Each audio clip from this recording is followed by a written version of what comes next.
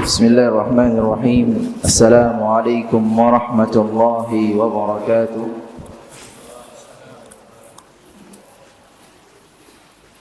Innal hamdalillah nahmaduhu wa nasta'inuhu wa nastaghfiruh wa natubu ilayhi wa na'udzu billahi min shururi anfusina wa min sayyiati a'malina. Man yahdihillahu fala mudilla lahu ومن يضلل فلا هادي له. أشهد أن لا إله إلا الله وحده لا شريك له وأشهد أن محمدا عبده ورسوله لا نبي ولا رسول بعده. قال الله تعالى في القرآن الكريم: يا أيها الذين آمنوا اتقوا الله حق تقاته ولا تموتن إلا وأنتم مسلمون. وقال أيضا: يا أيها الذين آمنوا اتقوا الله وقولوا قولا سديدا يصلح لكم أعمالكم ويغفر لكم ذنوبكم ومن يطع الله ورسوله فقد فاز فوزا عظيما. أما بعد فإن أصدق الحديث كتاب الله وخير الهدي هدي محمد صلى الله عليه وسلم وشر الأمور محدثاتها فإن كل محدثة بدعة وكل بدعة ضلالة وكل ضلالة في النار. أعاذنا الله وإياكم من النار. Alhamdulillah, segala puji dan puja syukur kita haturkan kepada Allah Subhanahu wa taala atas segala limpahan kenikmatan, limpahan karunia kepada kita semua yang tidak mungkin kita hitung satu persatu. Allah Subhanahu wa taala berfirman: "Wa in ta'uddu ni'matallahi la tuhsuha." Salawat beriring salam kita haturkan kepada Nabi Muhammad sallallahu alaihi wasallam, juga beserta keluarga, sahabat serta umatnya yang bersungguh-sungguh untuk mengikuti sunnahnya hingga akhir zaman. Dan semoga Allah jadikan kita termasuk dari bagian umat tersebut. Amin ya rabbal alamin. Ikhwati fiddin, azza Allah wa iyyakum jami'an. Misi kita di dunia sudah amatlah jelas. Allah Subhanahu wa taala telah firmankan kepada kita semua misi hidup kita di dunia ini. Allah Subhanahu wa taala berfirman: "Wa ma khalaqtul jinna wal insa illa liya'budun." Dan tidaklah aku ciptakan jin dan manusia kecuali untuk beribadah kepadaku, yakni mentauhidku. Dan perkara ibadah seseorang tidak bisa berlepas darinya. Dia harus terus menjalankan itu semua. Dia harus salat sampai dia mati. Dia harus berpuasa wajib sampai dia mati. Dia harus membayar zakat sampai dia mati, dan melakukan kewajiban-kewajiban yang lainnya sampai dia mati. Allah Subhanahu wa taala berfirman: "Wa'bud rabbaka hatta ya'tiyakal yaqin." Dan sembahlah Tuhanmu sampai datang al-yaqin, yakni kematian. Ikhwati fiddin, azani Allah wa iyyakum jami'an. Tatkala kita tidak mengetahui kapan kita mati, kapan kita dipanggil Allah Subhanahu wa taala, maka pembahasan ini yang akan kita bahas pada malam ini merupakan pembahasan yang penting, yakni pembahasan al-istiqamah. Berusaha untuk istiqamah, tetap di jalan yang lurus.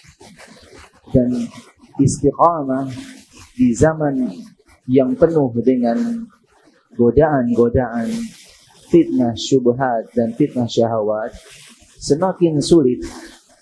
Oleh karenanya ada sebuah ungkapan dari Syekhul Islam Ibnu Taimiyah rahimahullah, min a'zamil karamat, atau beliau berkata, a'zamul karamat luzumul abdil istiqamah.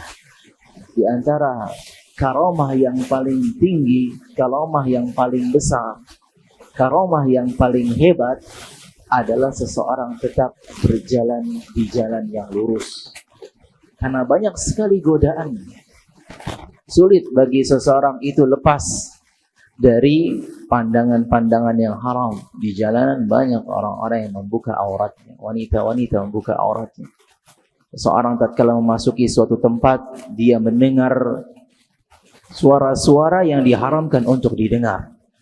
Sehingga tatkala seseorang berusaha untuk istiqamah di zaman seperti ini adalah karamah yang terbesar. Jadi karamah yang terbesar bukan seseorang bisa terbang, bukan seseorang bisa kebal api, kebal pedang, tebasan dan seterusnya. Bukan demikian.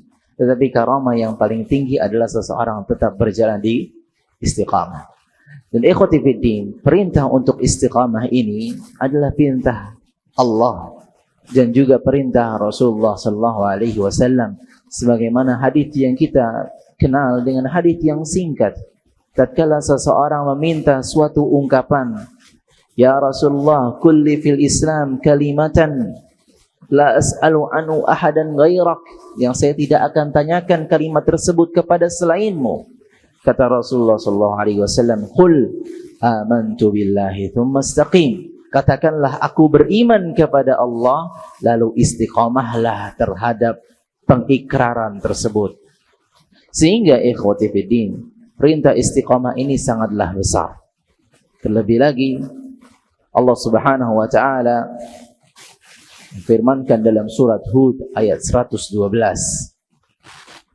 Allah Subhanahu wa taala berfirman, "Fastaqim kama umirta wa man taba ma'aka wa la tatghaw." Dan istiqamahlah kamu wahai Muhammad bersama orang-orang yang bertaubat bersamamu, yakni para sahabat dan orang-orang mukmin setelahnya. Dan janganlah melampaui batas. Fastaqim kama umirt.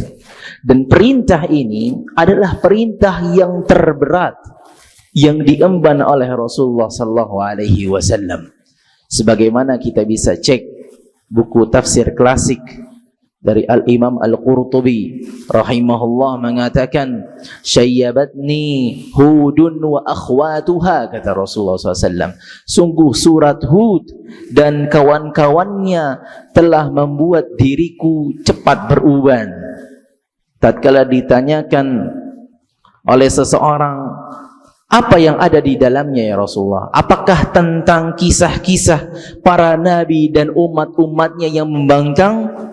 Kata Rasulullah SAW, tetapi firman Allah Subhanahu wa ta'ala berbunyi, fastaqim kama umirta wa man taba ma'ak. Perintah untuk beristiqamah adalah perintah yang terberat diemban oleh Rasulullah SAW. Jadi perintah yang berat bukan untuk salat, bukan untuk puasa, bukan untuk zakat, tetapi perintah yang terberat adalah untuk seseorang istiqamah di atas salatnya, istiqamah di atas kekhusyuannya, istiqamah untuk berpuasa, istiqamah untuk birrul walidain, istiqamah untuk menuntut ilmu. Karena kalau dia sesekali salat, ya mudah saja. Mungkin setiap dari orang yang mengaku muslim, dia pernah salat, tetapi pertanyaannya, apakah dia istiqamah di atas salatnya? Dia berpuasa, boleh jadi puasanya sekali seumur hidupnya. Padahal tidak demikian. Konsep istiqamah adalah dia berpuasa terus sampai dia mati. Sehingga yang sulit adalah istiqamahnya, bukan hanya sekedar menjalankan kewajiban. Dan kesulitan ini juga dialami oleh Rasulullah sallallahu alaihi wasallam, orang yang paling bertakwa di antara kita semua, orang yang paling takut kepada Allah Subhanahu wa taala, manusia yang paling terbaik, merasa sulit tatkala mendengar, tatkala turun firman Allah, fastaqim kama umirta. Tetapi beliau Rasulullah sallallahu alaihi wasallam sudah dijamin keistiqomahannya oleh Allah Subhanahu wa taala. Allah Subhanahu wa taala berfirman, "Walaula an thabbatnaka laqad kitta tarkanu ilaihim syai'an qalila." Kalau bukan karena kami telah mengkokohkanmu wahai Muhammad, maka sungguh kamu akan condong sedikit kepada mereka, orang-orang kafir Quraisy. Sehingga ikhwati fiddin azani Allah, tatkala kita memahami bahwasanya istiqamah ini sulit bagi Rasulullah SAW, maka bagaimana bagi kita semuanya? Akan terasa sulit sekali. Kenapa? Karena yang namanya istiqamah, sirat mustaqim, jalan yang lurus, itu sudah digambarkan oleh Rasulullah SAW. Banyak jalan-jalan atau pintu-pintu yang akan memalingkan seseorang dari jalan yang lurus tersebut. Sebagaimana hadis, Daraballahu ta'ala mathalan sirata mustaqima. Allah memperumpamakan jalan yang lurus seperti suatu jalan. Wa ala janbatay sirat suran. Dan di antara satu jalan yang lurus itu ada dua suran, dua pagar. Fihima abwabun mufattahah. Di pagar-pagar tersebut ada pintu-pintu yang terbuka. Wa 'alal abwabi suturun murkhah. Dan di setiap pintu yang terbuka itu ada seutas kain yang menutupnya. Bukan sebilah pintu, tetapi seutas kain. Wa 'ala babi sirati da'in yaqulu ya ayuhan nas udkhulu sirati jami'an wa la tata'awwaju. Dan di penghujung atau di jalan pertama ada yang menyemangati, ada yang memperingati, wahai sekalian manusia, masuklah ke dalam jalan yang lurus secara menyeluruh dan jangan kalian berbelok kanan berbelok kiri. Wada'in yad'u min fawqis sirat, dan juga ada penyeru di penghujung sirat. Dan apabila seseorang hendak membuka tirai tersebut, maka penyeru yang ada di ujung sana akan mengatakan, waihak la taftahu, celaka kamu, jangan kamu buka. Fa innaka in taftahu talijhu. Kalau kamu buka sitar tersebut, kalau kamu buka gorden tersebut, yang mudah sekali seseorang untuk membukanya. Bukan sebuah pintu yang dia harus buka terlebih dahulu. Tidak, dia hanya gorden tipis saja. Kalau kamu buka, kamu akan memasukinya. Kemudian Rasulullah SAW menjelaskan, fasirat al-Islam, jalan yang lurus itu adalah Islam. Wasuran hududullah, dan pagar-pagar yang di sampingnya adalah batasan-batasan Allah. Wal abwab al-mufattahah maharimullah, adapun pintu-pintu yang terbuka adalah hal-hal yang diharamkan atau yang dilarang oleh Allah Subhanahu wa taala. Wa dzalika ad-da'i ala ra'si sirat kitabullah. Adapun penyuruh yang ada di awal jalan dia adalah Al-Qur'an, dan penyeru di penghujung jalan adalah wa'idullah fi qalbi kulli muslim, yaitu feeling atau penyeru yang dalam hati seseorang, yaitu qalbun mutmainnah dan qalbun lawamah, nafsun mutmainnah dan nafsun lawamah, yang akan mengingatkan seseorang tatkala dia berpaling dari jalan Allah Subhanahu wa taala. Sehingga ikhwati fiddin, kita fahami di sini jalan yang lurus ini sangatlah sulit. Kenapa? Ada banyak pintu-pintu yang terbuka yang mudah sekali untuk seseorang memasukinya, yang kalau dia lalai sedikit dia akan masuk ke dalamnya. Dia buka saja dia akan masuk ke dalamnya.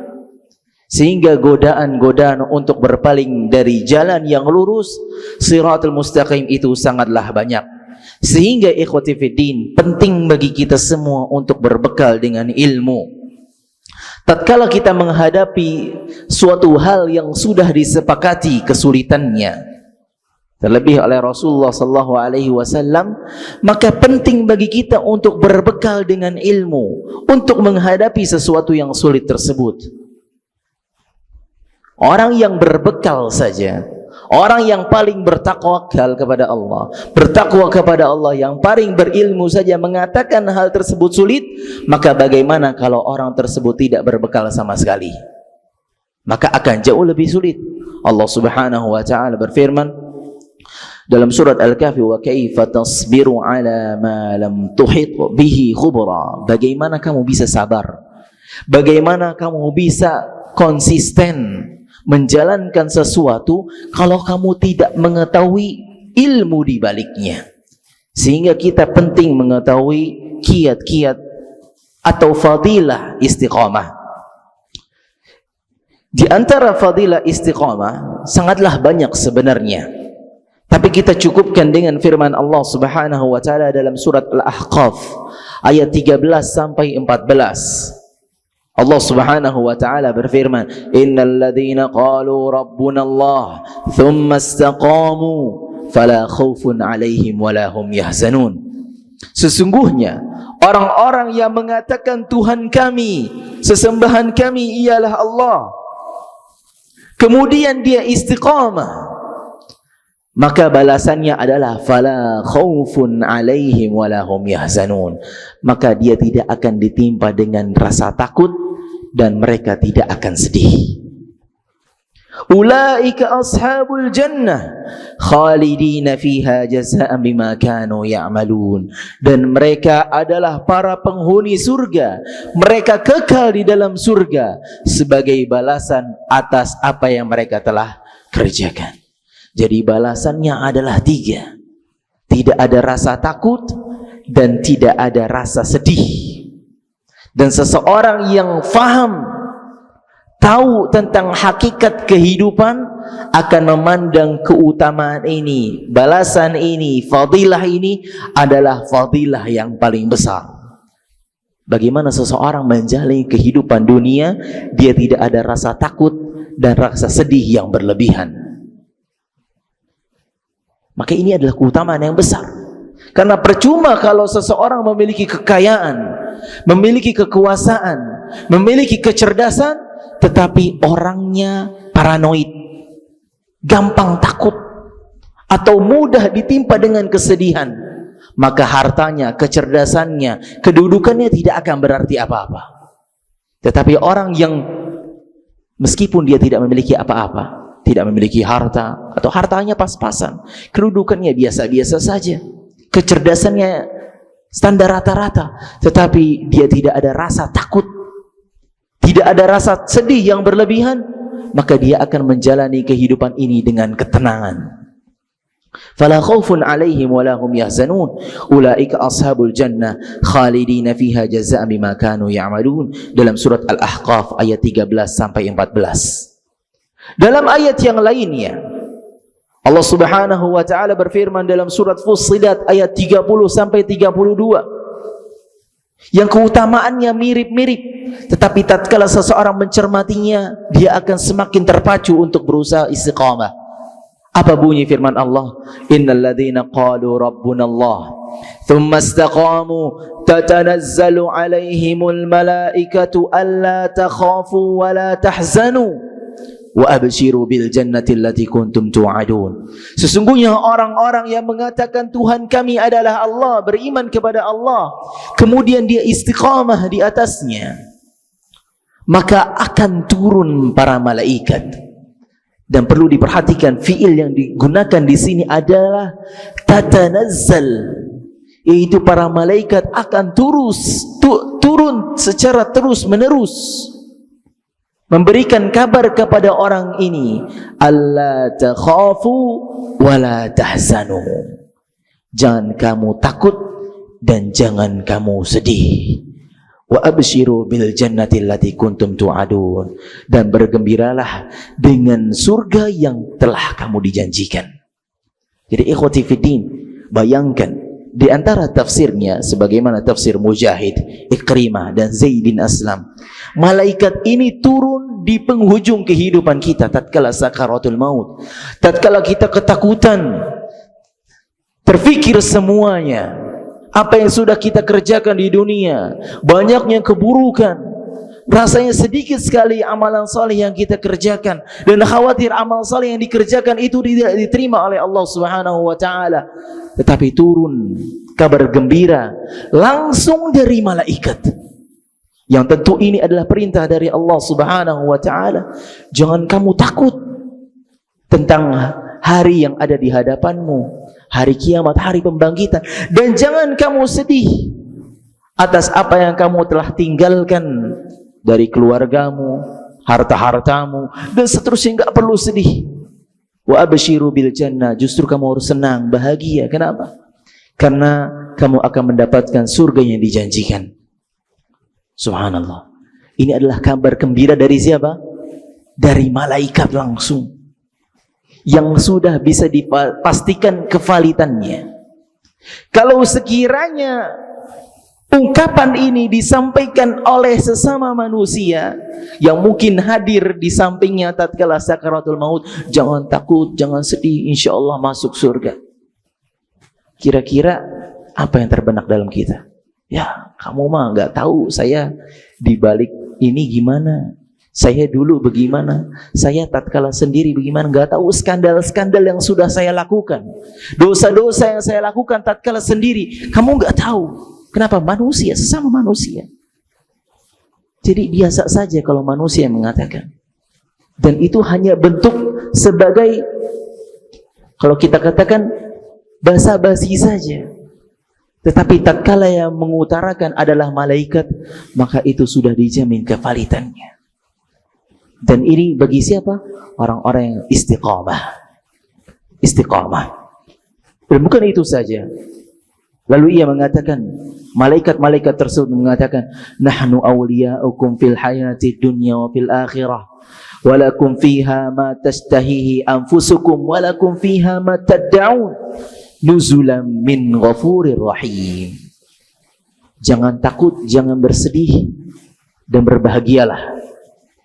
Karena dengan surga yang dijanjikan kepadamu, nahnu awliya'ukum fil hayati dunya wa fil akhirah.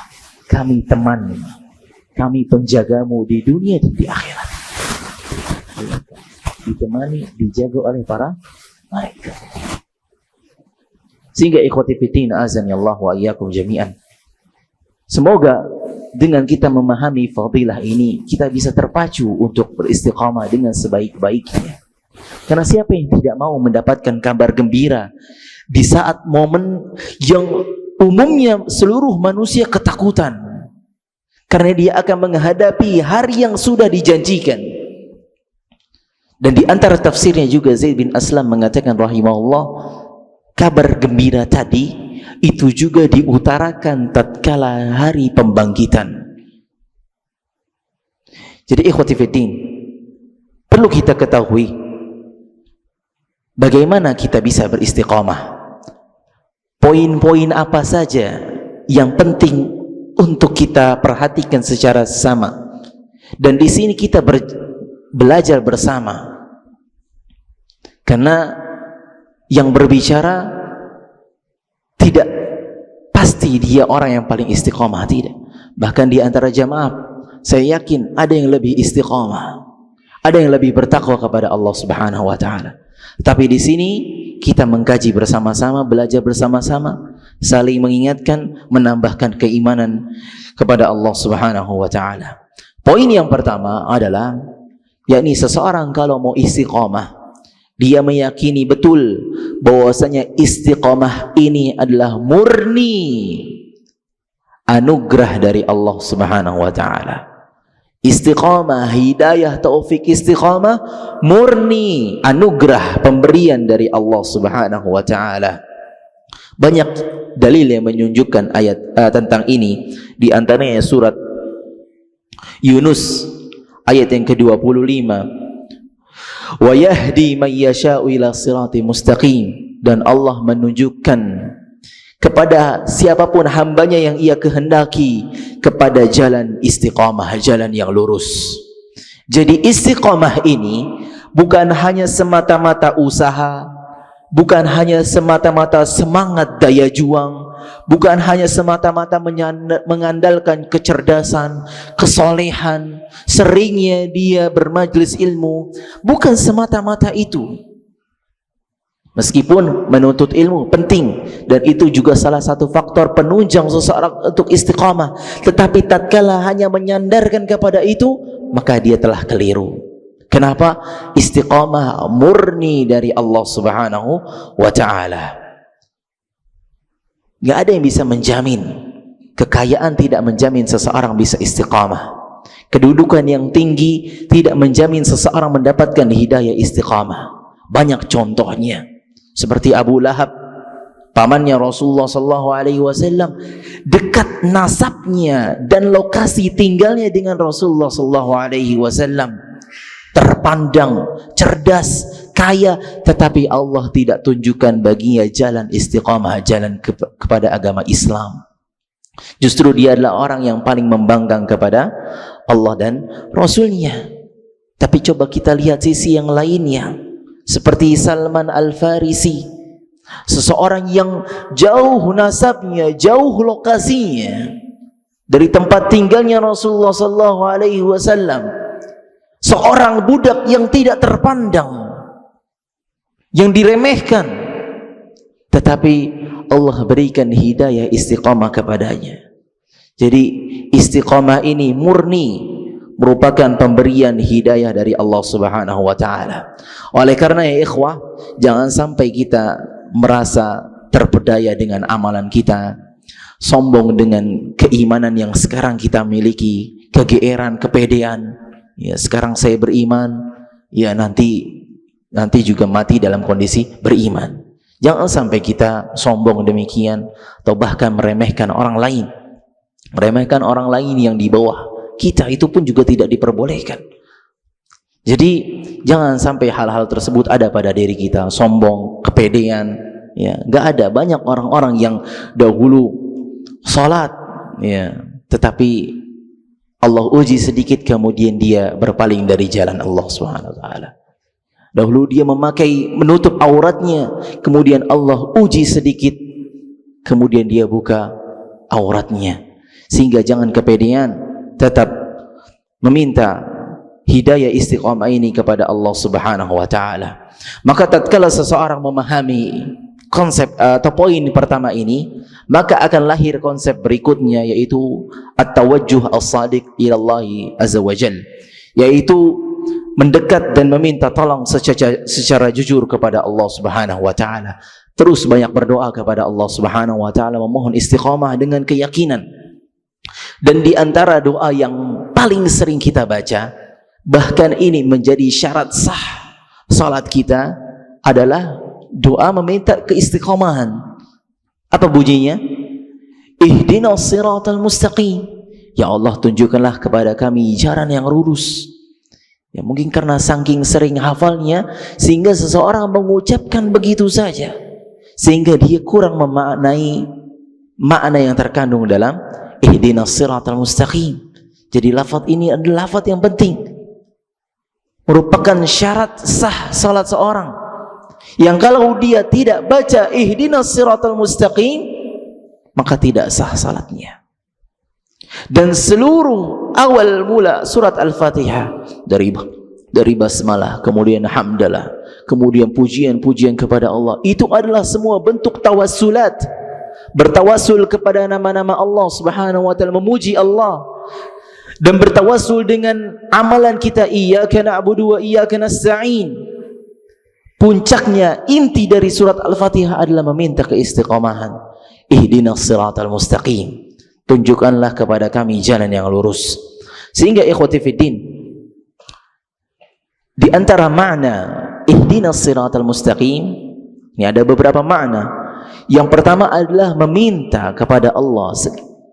Dia tatkala dia mengetahui dia tidak berada di jalan yang lurus, sulit kali keluar dari jalan yang salah, maka inilah makna ihdinas siratal mustaqim. Tunjukkanlah kepada kami jalan yang lurus dan kami bisa mengikutinya. Dan sekiranya dia sudah berada di jalan yang lurus, tetap dia membaca doa ini, ihdinas siratal mustaqim, yakni makna berikutnya, kokohkanlah diri ini di atas jalan yang lurus. Minta luzumul istiqamah, tetap berada di jalan istiqamah, agar tidak berbelok ke sana, berbelok ke sini. Dan sekiranya dia sudah terus meminta, maka makna ihdinas siratal mustaqim berikutnya adalah tunjukkanlah kepada diri ini jalan-jalan yang kebaikan yang saat ini saya belum mengetahuinya. Sehingga banyak seseorang jalan-jalan kebaikan yang belum dia ketahui. Mungkin ada orang sebagai ahli salat, tetapi dia belum dibuka peluangnya sebagai menjadi ahli sedekah. Kemudian ikhwati fiddin, poin kedua, yaitu menjaga keistiqomahan hati dan lisan. Menjaga keistiqomahan hati dan lisan. Nabi SAW bersabda, la yastaqimu imanu abdin hatta yastaqima qalbuh. Tidak akan istiqamah iman seseorang hamba sampai istiqamah hatinya. Bagaimana tauhidnya kepada Allah, bagaimana keikhlasannya kepada Allah, bagaimana sabarnya dia menghadapi takdir Allah, bagaimana syukurnya dia kepada nikmat Allah Subhanahu wa taala, bagaimana dia bertawakal kepada Allah, bagaimana dia takut kepada Allah tatkala di kesendirian, bagaimana dia mengharap kepada Allah Subhanahu wa taala. Dilihat hatinya, tauhidnya kepada Allah Subhanahu wa taala. Wala yastaqimu imanul abdi hatta yastaqima lisanuh, wala yastaqimu qalbuhu hatta yastaqima lisanuh. Dan tidak akan istiqamah hati seseorang sampai lisannya istiqamah. Apa kata para ulama di sini? Seperti perkataan Ibnu Rajab Al-Hambali rahimahullah, maknanya adalah wa a'zamu ma yura'a ba'da istiqamatil qalbi istiqamatul lisan fa innahu turjumanul qalbi wa mu'abbirun anhu. Dan di antara perkara yang perlu dilihat, di cross check kembali setelah istiqomahnya hati adalah istiqomahnya lisan. Kenapa? Karena lisan ini dia sebagai penerjemah apa yang di dalam hati, turjumanul qalb. Dia mengungkapkan apa yang ada di dalam hatinya. Sehingga lisan ini juga banyak orang yang gagal istiqomah dikarenakan lisannya. Iya, mungkin dia masih sholat di masjid, masih berpuasa, tetapi tidak istiqomah. Kenapa? Karena lisannya masih menggunjing A, masih menggibahi B, masih merendahkan si C, dan seterusnya. Jadi lisan ini penting sekali untuk dijaga. Saking pentingnya, seluruh anggota tubuh setiap paginya mewanti-wanti lisan. Sebagaimana hadis disebutkan, idza asbaha banu adam fa innal a'dha kullaha tukaffiru lisan. Kalau masuk di pagi hari, maka seluruh anggota badan mewanti-wanti, mengultimatum lisan. Ittaqillaha fina, bertakwalah kepada Allah untuk kami. Fa innama nahnu bika, sesungguhnya kami itu tergantung baik atau buruknya kamu. Fa in istaqamta istaqamna, kalau kamu lurus kami juga lurus. Wa in wajajta iwajajna, kalau kamu bengkok maka kami juga yang kerepotan. Sehingga ikhwati fiddin azani Allah wa iyyakum jami'an, pentingnya kita menjaga lisan, karena lisan ini yang akan mengakibatkan dampaknya kepada seluruh tubuh. Yang menggunjing, yang menghinakan, yang merendahkan itu perbuatan lisan. Tapi kalau ketahuan orang menggunjing, mungkin kita dilemparin atau kita dipukul. Yang dipukul lisan atau yang lainnya? Yang lain, lisan aman-aman saja berada di dalam. Tetapi yang bonyok ya wajah, yang bengkak-bengkak ya perut, dan seterusnya. Sehingga ikhwati fiddin azani Allah, dijaga lisan kita ini untuk kita bisa istiqamah. Dan di zaman sekarang pengganti lisan juga adalah jari, jempol, ya. Maka bahaya kalau seorang mungkin lisannya dia diem, seharian dia diem, tetapi yang menggantikannya adalah jempolnya, komentar sana, komentar sini, gibahin sana, merendahkan si fulan, ikut menggunjing, dan seterusnya. Sehingga dijaga. Ingat sabda Rasulullah SAW, man kana yu'minu billahi wal yawmil akhir falyaqul khairan aw liyasmut. Barang siapa yang beriman kepada Allah dan Rasulnya, barang siapa yang beriman kepada Allah dan hari akhir, maka hendaknya mengucapkan kata yang baik atau dia diam. Kalau tidak bisa berkomentar-komentar yang baik, maka lebih baik diam. Lebih baik diam. Poin berikutnya, yakni poin yang ketiga, memahami bahwasanya istiqamah yang diminta oleh Allah Subhanahu wa taala dialah bukan istiqamah yang seseorang tampil perfect 100%, tidak ada celah sedikit pun. Ya. Jadi poin berikutnya adalah memahami istiqamah yang diminta, yang dituntut bukanlah untuk tampil perfect 100% tanpa celah, tanpa dosa, tanpa kesalahan. Bukan demikian. Dalilnya adalah firman Allah Subhanahu wa taala dalam surat Fussilat ayat ke-6. Allah Subhanahu wa taala berfirman, "Fastaqimu ilaihi wastaghfiruh." Istiqamalah kamu kepada Allah, di jalan Allah, dan beristighfarlah. Istiqamahlah Anda, kemudian beristighfarlah. Dan ini menarik sekali, ya. Selepas Allah memerintahkan istiqamah, kok perintah berikutnya adalah istighfar? Maka kata para ulama, di sini adalah isyarat menunjukkan bahwasanya tatkala seseorang berusaha istiqamah, pasti ada celah kesalahan, pasti ada celah kekurangan, pasti ada celah untuk berbuat dosa. Jadi seseorang gak bisa tampil perfect, gak bisa 100% terus gak ada dosanya, gak mungkin. Tidak mungkin seseorang manusia tampil perfect 100%, gak mungkin. Dan ini bukan justifikasi, bukan pembelaan diri, bukan membenarkan perbuatan dosa, tidak. Tetapi ini adalah tabiat Bani Adam, gak bisa lepas dari itu. Kan Rasulullah SAW sendiri yang bilang, kullu bani Adam khata. Setiap manusia, setiap anak Adam itu pasti berbuat salah. Tetapi yang membedakannya adalah bagaimana dia menyikapi kesalahan. Wa khairul khatta'ina at-tawwabu. Sebaik-baik orang yang berlaku kesalahan adalah dia yang segera sering kembali kepada Allah Subhanahu wa taala bertaubat. Jadi dia pasti salah. Meskipun dia berusaha istiqamah, pasti ada salahnya. Maka boleh jadi dia berusaha istiqamah, belum sampai 24 jam, udah salah lagi. Dan itu adalah hal yang wajar. Tapi bagaimana dia menyikapinya? Bagaimana dia menyikapi setelahnya? Jadi Allah Subhanahu wa taala tahu akan hamba-hambanya. Tahu hamba-hambanya ini, manusia ini penuh dengan kesalahan. Dan Rasulullah SAW juga memahami demikian. Makanya tadi firman Allah adalah bunyinya, fastaqimu ilaihi wastaghfiru. Istiqamahlah kemudian beristighfar. Istiqamahlah kemudian beristighfar. Dan juga ini ditekankan oleh Rasulullah SAW dalam sabdanya, istaqimu walan tuhsu. Beristiqamahlah kalian, dan kalian tidak akan mampu. Tidak akan mampu apa? Tidak akan mampu istiqamah secara sempurna 100%, nol kesalahan, zero mistake, nggak mungkin.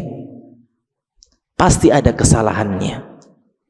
Disabdakan oleh Rasulullah SAW, istaqimu walan tuhsu. Istiqamahlah kalian, berusaha istiqamah, tapi kalian tidak akan bisa istiqamah 100%. Dan dalam hadis lainnya Rasulullah bersabda, saddidu wa qaribu. Berusahalah untuk sadad, untuk benar, untuk tepat 100%. Jadi tujuan kita itu benar 100%. Tetapi di antara rahmatnya adalah wa qaribu, lafaz berikutnya. Atau kalau tidak bisa 100%, maka dekatilah kesempurnaan. Kalau tidak bisa 100%, 99%, atau di bawahnya 90%, 80%. Yang penting tujuan kita yang pertama adalah menggapai 100%. Karena kalau tujuannya adalah 100%, maka boleh jadi dia mendapati 99 atau ke bawahnya. Tapi kalau tujuannya hanya mendekati, oh saya tujuannya yaudahlah istiqomahnya cuma 70%.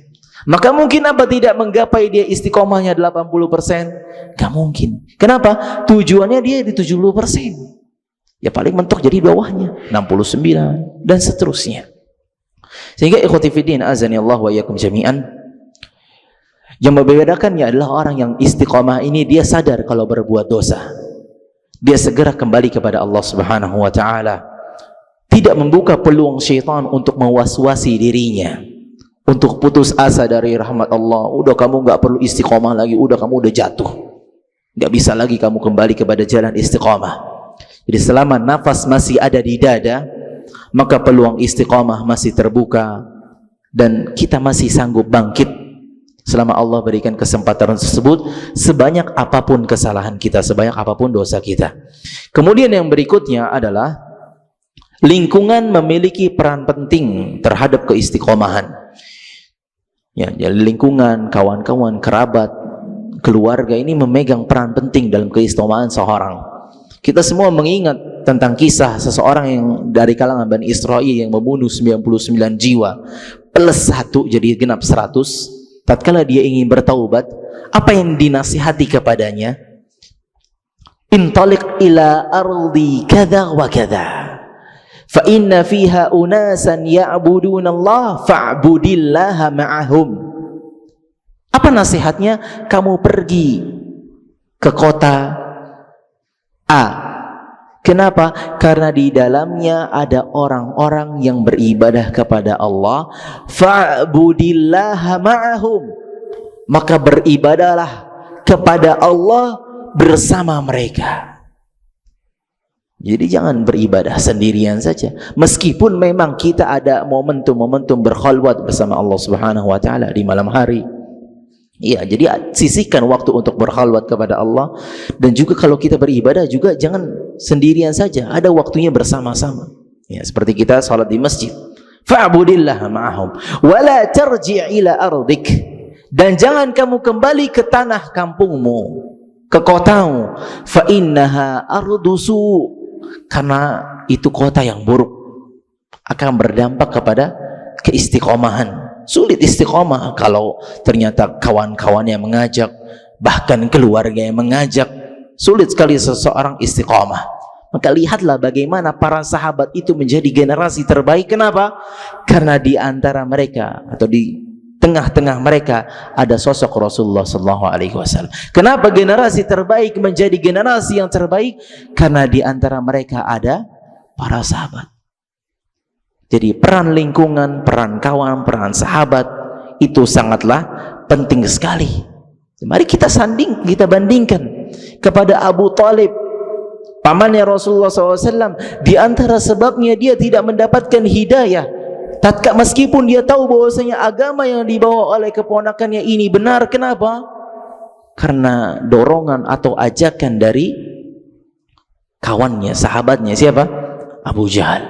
Ya. Jadi ikhwati fiddin, ini penting sekali. Lingkungan itu memegang peran penting. Kemudian berikutnya, poin kelima, yakni seseorang tidak bersandar dengan amal saleh yang ia kerjakan. Tidak ujub. Tidak bersandar dengan amal saleh yang ia kerjakan, serta merasa rendah diri, atau bisa katakan hina diri.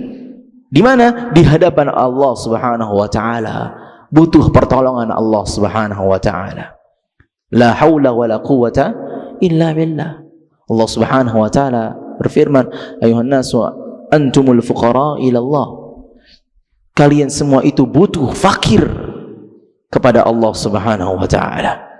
Jadi sebagaimanapun semangat dia beribadah, seberapa besar pun amalannya yang sudah dia kerjakan, jangan sampai dia bersandar, terpedaya, ujub, merasa tinggi diri karena amalannya. Enggak boleh, ya. Karena ini menjadi sebab terhalangnya untuk istiqamah. Dan inilah konsep kehidupan kita. Seperti dalam surat Al-Fatihah, kita seringkali menyebutkan iyyaka na'budu wa iyyaka nasta'in. Hanya kepadamu ya Allah kami beribadah, dan hanya kepadamu ya Allah kami meminta tolong.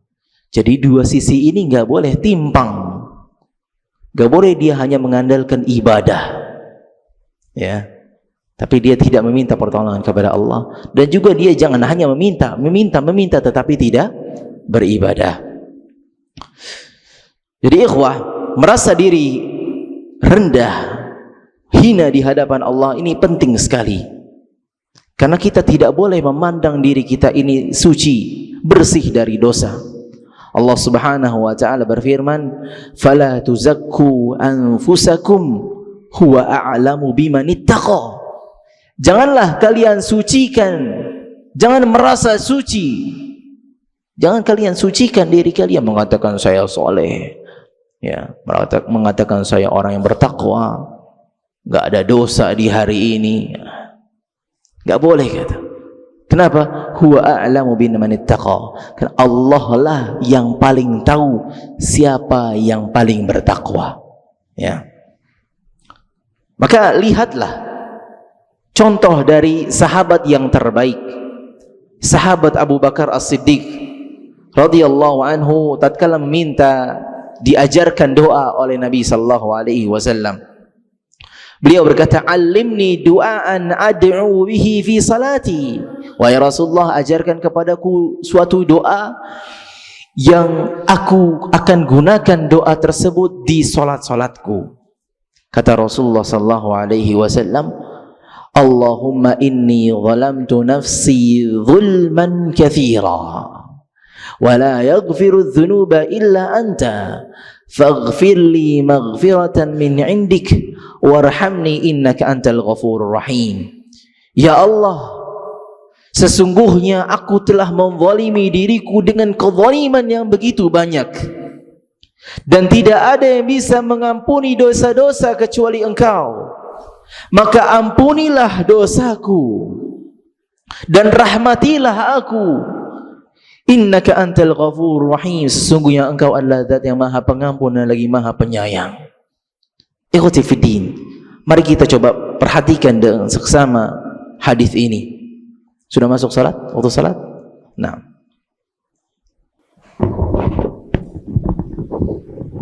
Bismillahirrahmanirrahim. Alhamdulillah wassalatu wassalamu ala Rasulillah, amma ba'd. Asyhadu an la ilaha illallah wahdahu la syarika lahu wa asyhadu anna Muhammadan abduhu wa rasuluh. Melanjutkan sedikit pembahasan kita tadi, kita telah mempelajari doa, ya. Dan semoga tadi sudah dipraktikkan dalam salatnya. Rabbana inni zalamtu nafsi dzulman katsira. Allahumma inni zalamtu nafsi dzulman katsira. Ya Allah, sungguh aku telah menzalimi, berbuat banyak dosa. Wala yaghfiru dzunuba illa anta. Dan tidak ada yang bisa mengampuni dosa-dosa kecuali Engkau. Faghfir li maghfiratan min indik. Dan berikanlah aku ampunan dari ampunan yang ada di sisimu. Warhamni, dan rahmatilah aku. Innaka antal ghafurur rahim. Dan doa ini, ikhwati fiddin, doa yang diajarkan oleh manusia yang terbaik, manusia yang paling bertakwa, manusia yang paling takut kepada Allah. Kepada siapa? Kepada sahabat Abu Bakar As-Siddiq radhiyallahu anhu, yang merupakan sahabat yang paling baik. Ini kesepakatan semuanya. Sahabat yang paling baik, manusia yang paling baik setelah golongan para nabi dan rasul, dialah Abu Bakar As-Siddiq. Orang yang pertama kali beriman kepada Nabi sallallahu alaihi wasallam dari kalangan pria. Sosok yang dicintai oleh Rasulullah SAW. Tatkala ditanya siapakah wanita yang paling engkau cintai, yaitu Aisyah radhiyallahu anha. Siapakah yang dari kalangan laki-laki? Bapaknya Abu Bakar As-Siddiq. Apa yang Rasulullah SAW ajarkan kepada sosok ini? Yaitu doa yang menggambarkan kerendahan hati, kerendahan diri, bahkan hinanya diri ini di hadapan Allah Subhanahu wa taala karena banyak berbuat dosa. Tidak semerta-merta karena kedudukan yang tinggi dalam Islam, kesolehannya, tetapi melupakan sisi ini, tetap kedepankan sisi ini. Terlebih lagi tatkala kita meminta pertolongan kepada Allah Subhanahu wa taala.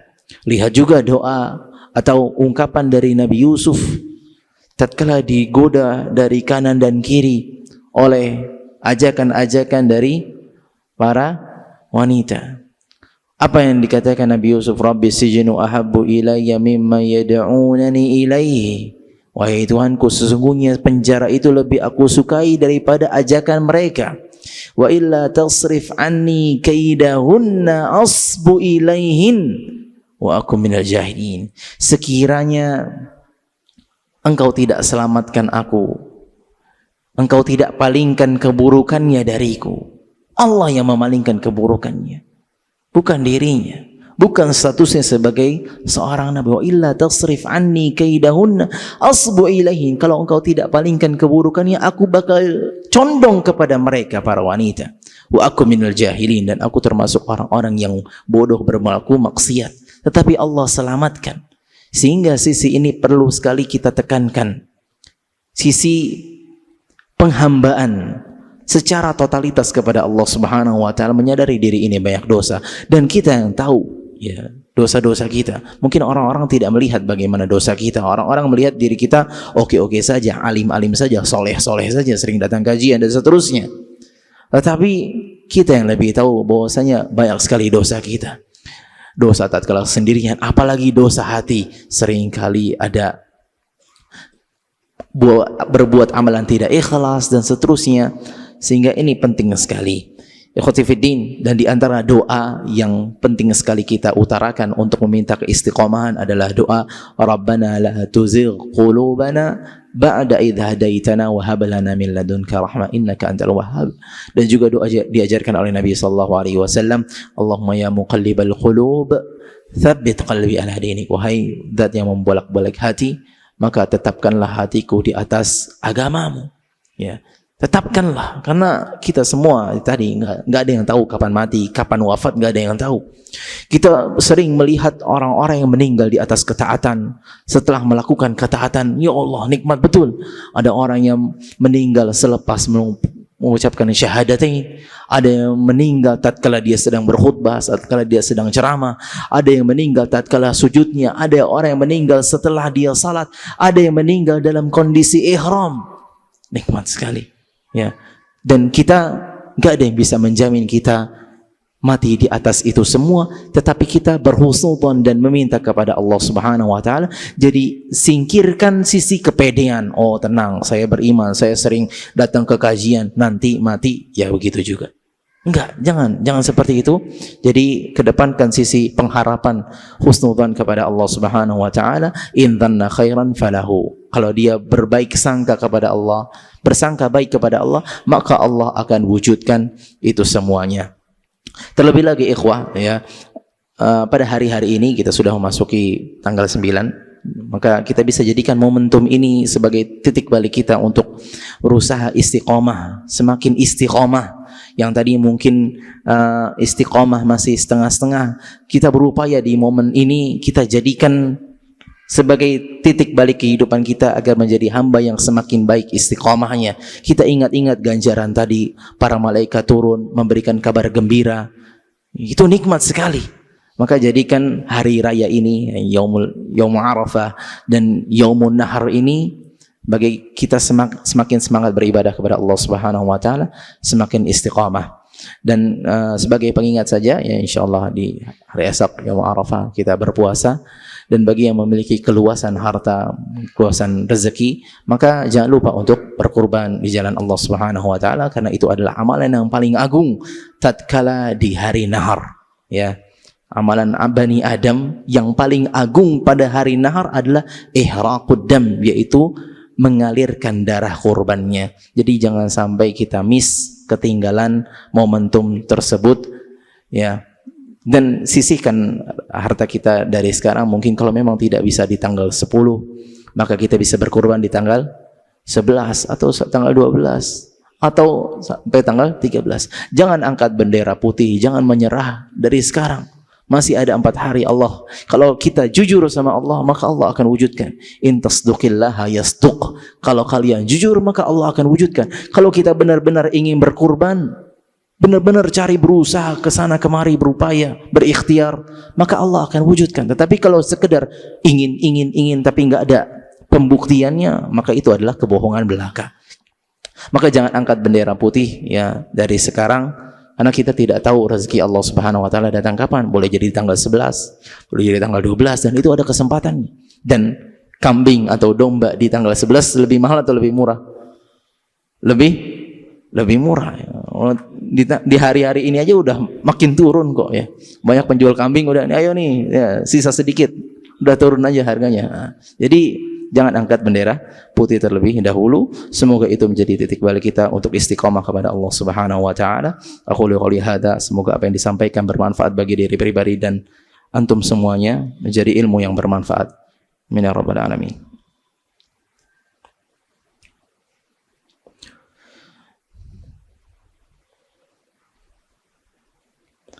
Assalamualaikum Ustaz, ketika kita sedang menjaga istiqamah, ternyata ujian yang datang lebih berat daripada sebelum mendapatkan hidayah dan menjalankan istiqamah. Apakah tanda seseorang berada dalam keistiqamahan yang benar? Apakah ibadah yang kita lakukan masih kurang benar sehingga ujian berat datang dan menguji keistiqamahan kita? Ikhwati fiddin, azani Allah wa iyyakum jami'an. Tatkala kita sudah bisa pastikan keistiqamahan kita itu benar, lillah, ikhlas kepada Allah, billah, dengan pertolongan kepada Allah, wa fillah, yaitu berada di jalan Allah. Jadi konsepnya adalah konsep dari Allah Subhanahu wa taala, dari Al-Qur'an ataupun sunnah Nabi sallallahu alaihi wasallam yang benar, pemahaman yang benar. Tatkala kita sudah berupaya istiqamah di jalan tersebut, maka bukan semerta-merta kita bebas dari ujian. Bukan semerta-merta kita bebas dari cobaan. Karena inti dari kehidupan adalah cobaan, ujian, ya. Jadi kalau ditanya, emang kita hidup itu untuk apa? Ya, untuk diuji, untuk dicoba. Ya, Allah Subhanahu wa taala berfirman dalam surat Al-Mulk, apa? Walladzi khalaqalakum tabarakalladzi biyadihil mulku wa huwa ala kulli syai'in qadir alladzi khalaqal mauta wal hayata liyabluwakum ayyukum ahsanu amala, agar menguji kalian siapa amalan yang paling baik. Dalam surat Al-Ankabut, Allah Subhanahu wa taala berfirman, ahasiban nas an yutraku ayyakulu amanna wa hum la yuftanun. Apakah manusia mengira tatkala dia sudah memproklamirkan, mengikrarkan dia beriman, dia mau istiqamah, dia mau berhijrah, lalu mereka tidak akan diuji? Mereka mengira demikian. Walaqad fatanna alladziina min qablihim fala ya'lamanna Allahu alladziina shadaqu wa la ya'lamanna al-kadzibin. Sungguh kami telah uji umat-umat sebelum kalian sehingga kami mengetahui mana yang jujur dalam persaksian keimanannya, mana yang bohong terhadap persaksiannya. Sehingga keistiqomahan tidak akan mungkin lepas dari ujian. Bahkan boleh jadi tatkala dia semakin istiqomah, ujiannya pun semakin besar. Bukan berarti menunjukkan kalau jalan istiqomahnya salah. Tidak. Kalau memang benar konsepnya dari Allah dan Rasulnya, pemahaman yang benar, maka sudah jalan terus. Tapi ujian akan datang sesuai dengan kadar keimanan. Asyaddun nasi bala'an al-anbiya. Paling berat ujiannya adalah para nabi. Thummal amthal fal amthal. Kemudian yang setelahnya dan setelahnya. Jadi ujian, musibah, cobaan itu boleh sesuai dengan kadar keimanan, dan boleh jadi ujian yang ditempa itu adalah sebagai penggugur dosa. Penggugur dosa terhadap dosa-dosa yang dia kerjakan sebelum dia sadar, sebelum dia istiqomah. Jadi tetap jalani keistiqomahan tersebut. Itu saja ya pertanyaan, semoga bisa menjawab. Saya rasa ada pertanyaan. Waduh. Baik, terakhir mungkin. Assalamualaikum warahmatullahi wabarakatuh.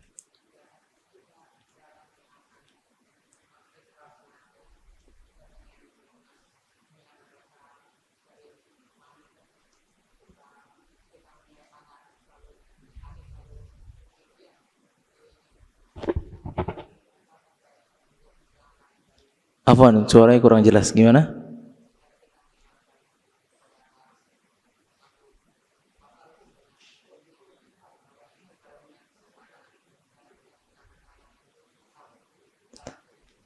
Menundukkan pandangan di zaman sekarang, yakni di pasar-pasar. Iya. Jadi bertanya tentang bagaimana menundukkan pandangan. Ya, jadi ikhwati fiddin, sulit juga tadi. Sebagaimana diungkapkan, istiqomah, menetapi jalan istiqomah itu adalah karomah yang terbesar. Ya. Jadi bagaimana menundukkan pandangan? Ya berusaha semaksimal mungkin menundukkan pandangan, selama tidak membahayakan dirinya. Ya, nih. Ini kalau lagi naik motor kita nundukin pandangan, waduh, daruratnya lebih besar, mafsadatnya lebih besar dibandingkan dia melakukan tundukan pandangan. Jadi tetap jalan, tetapi fokusnya jangan ke sana. Ya, dan itu fokusnya tetap ke jalan. Kalau tadi misalnya lagi di pasar, ya fokusnya ke apa yang dia ingin beli, jangan fokusnya kepada pembelinya atau kepada penjualnya, enggak. Jadi Allah Subhanahu wa taala tahu apa yang ada dalam hati kita. Kalau kita jujur sama Allah Subhanahu wa taala, maka Allah akan mudahkan, ya. Kalau emang kita cuma pura-pura saja, atau mata yang berkhianat, ya, ya'lamu kha'inatal a'yun wa ma tukhfi sudur. Allah itu mengetahui pengkhianatan pandangan mata. Ya, itu digambarkan bagaimana, ya, karena ada banyak orang-orang lihat dirinya, ya, ada akhwat mungkin ada orang yang terlihat auratnya, ya, dia pura-pura tundukkan pandangan, tetapi matanya berkhianat, yakni curi-curi pandang. Ya, jadi ya, kita bisa tahulah bagaimana menundukkan mata yang benar, pandangan yang benar. Tapi kalau dia bisa selamat, ya, dari itu semua, maka itu adalah karamah yang terbesar. Saya rasa itu cukup menjawab. Semoga menjadi ilmu yang bermanfaat bagi kita semua. Subhanakallah bihamdik, asyhadu an la ilaha illa anta, astaghfiruka wa atubu ilaik. Wassalamualaikum warahmatullahi wabarakatuh.